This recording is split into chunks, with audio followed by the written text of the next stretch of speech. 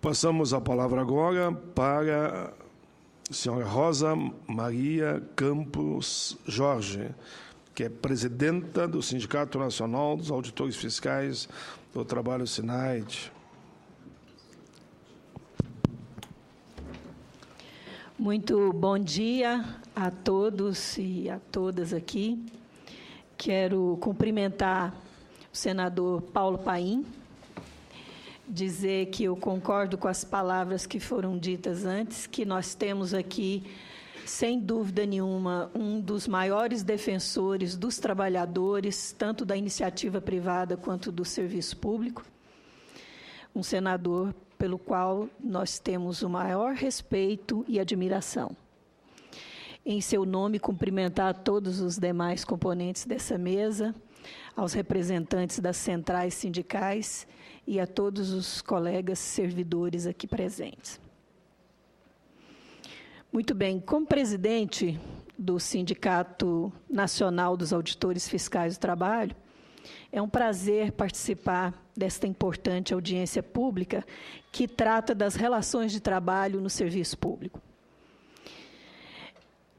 Senador, há anos que os servidores públicos aguardam a regulamentação do direito de negociação, de organização sindical e o seu legítimo direito de greve. A Convenção 151 da OIT, finalmente ratificada pelo Brasil, trouxe para todos nós um grande alento, a esperança de que, finalmente, depois de tanto tempo em que o poder público deve aos seus servidores essa regulamentação, finalmente ela viria. Está demorando. Gostaria também de parabenizar o FONACAT, o Fórum Nacional Permanente das Carreiras Típicas de Estado, pela iniciativa que resultou no projeto de lei que é objeto desse debate. Senhor presidente, o direito sindical, para que seja pleno, segundo a Organização Internacional do Trabalho, pressupõe a liberdade de organização e filiação dos trabalhadores, a garantia de mecanismos de solução de conflitos, incluindo a negociação coletiva e o direito de greve. Estes princípios são universais e valem para todos os trabalhadores, inclusive os do setor público. A própria OIT estabelece que, para dar efetividade ao tripé organização sindical, que é a liberdade de organização, direito de greve e negociação coletiva, editou várias convenções internacionais, tendo o Brasil ratificado, entre outras, a Convenção 154, sobre negociação, em 1992, e a Convenção 151, em 2010. Qual o objetivo? Assegurar a promoção e a defesa dos interesses dos trabalhadores da função pública nos 3 níveis, municipal, estadual e federal, como já bem exposto aqui antes. No Brasil, infelizmente, esses postulados universais do trabalho não valem plenamente para os servidores públicos.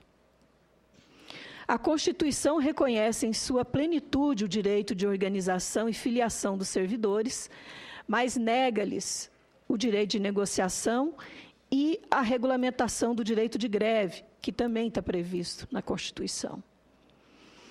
Apesar de não existir regulamentação específica para o direito de greve no serviço público, por analogia, o STF mandou aplicar a lei do setor privado, completamente inadequada para os servidores da administração pública, cuja regulamentação só se justifica após assegurado o direito de negociação. Ora, já foi explicitado aqui a relação entre os servidores públicos e o seu patrão. Quem é o patrão do servidor público? É a sociedade brasileira. Então, a nossa relação não é uma relação de contrato de trabalho, como é na iniciativa privada. Nós somos servidores nomeados a uma instituição, uma relação institucional entre servidores e o Estado. Nós somos servidores de Estado, servimos ao Estado brasileiro. E somos tratados, hoje, como servidores da iniciativa privada quando convém. Quando convém, vamos tratá-los exatamente como servidores da iniciativa privada. Quando não convém, aí são servidores públicos que não podem fazer greve porque vai atingir toda a sociedade. Se pensassem assim, todos aqueles trabalhadores que, em meio a muitos sofrimentos, se reuniram no século XIX, naquela Praça dos Gravetos, em Paris, Le Grève, né, para poder reivindicar os seus direitos, sabiam que, quando iam fazer isso, iam trazer prejuízo. Um filósofo já disse aí que o direito de greve é o sagrado direito de causar prejuízo a outrem. É isso que é greve. Não existe greve sem prejuízo a outrem. Greve sem prejuízo a outrem não funciona. É preciso que esse causar prejuízo signifique chamar a atenção, alertar a sociedade como um todo de que algo não está bem. Algo não está funcionando, e a sociedade ela precisa funcionar como um todo. Como é que eu vou ficar chateada com os motoristas de ônibus se eu não vou poder pegar o ônibus para ir para o meu serviço, mas eles estão reivindicando um reajuste de salário? Então, há uma tentativa na grande mídia de desqualificar a greve, como se a greve fosse, assim, o pior dos males, um ato de terrorismo, como se o servidor, os trabalhadores em geral, não pudessem usar esse sagrado direito, que é o de reivindicar, de pedir, de pleitear. Mas eu não vim aqui para falar sobre greve. Eu vim aqui para falar sobre negociação, porque, apesar do secretário ter mencionado aqui esses anos, o meu sindicato tem participado efetivamente dessas mesas de negociação lá no Ministério do Planejamento. O Ministério do Trabalho, que é a minha casa, ele criou uma mesa setorial em 2006, 2007, por aí. Era o ministro Luiz Marinho. E até o meu sindicato foi convidado, nós participamos de umas 2 reuniões. E nunca mais. Então, assim, não há negociação setorial, pelo menos que eu conheça, né? E dizer para vocês que uma mesa de negociação, ela não tem objetivo só salarial. Os servidores públicos, que estão lá na ponta do serviço público, atendendo a população, eles conseguem observar situações que a administração central, às vezes, não conhece.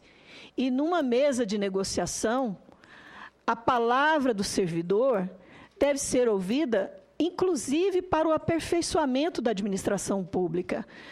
Os servidores públicos querem ser ouvidos, querem trazer a sua contribuição para a melhoria da qualidade do serviço público. Dizer para vocês que é verdade que as entidades de servidores entendem que o direito de negociação tem que vir antes da regulamentação do direito de greve, até porque esta greve que existe hoje, na sua grande maioria, é para forçar a negociação. Muitas vezes se instala uma mesa e a mesa não tem efetivamente negociação. É uma mesa de conversa, muitas vezes o poder público chega e diz, olha, é assim, ponto. Ué, cadê a negociação? Não basta receber para cumprimentar. Claro que um cumprimento, o fato da nossa ministra do Planejamento, Miriam Belchior, se recusar a receber os servidores agora, extremamente preocupante. Nos sentimos desconsiderados, porque ela é a autoridade maior nesse assunto e poderia perfeitamente nos receber para nos tratar com dignidade, né? Eu devo dizer que a regulamentação irá obrigar o Estado brasileiro a aplicar os princípios universais já mencionados antes. Nós precisamos de uma database. Todos os trabalhadores brasileiros têm uma database. Os servidores públicos não têm database. Nós queremos uma database que os servidores possam exigir que o poder público sente-se numa mesa para nos ouvir, para efetivamente negociar. E aí, quando toda essa negociação for frustrada, aí sim, se for necessário, como último recurso, nós usarmos o nosso direito de greve na sua plenitude, como deve ser no mundo democrático. Muito obrigada.